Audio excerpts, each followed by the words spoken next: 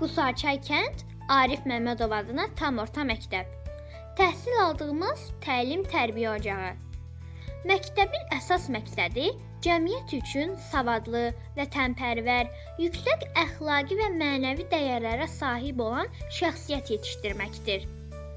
Məktəbimizin binasında əsaslı təmir işləri aparmaqla yanaşı, 3 mərtəbəli yeni korpus və idman zalının tikintisi həyata keçirilib.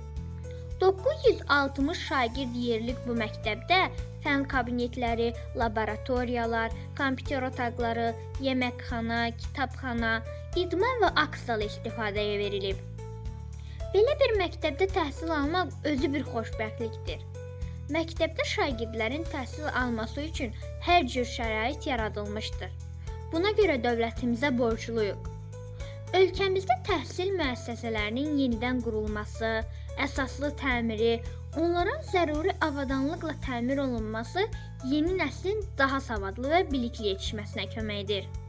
Biz də belə bir məktəbdə təhsil aldığımız üçün çox sevinirik. Çalışacağıq ki, daha səylə çalışaq.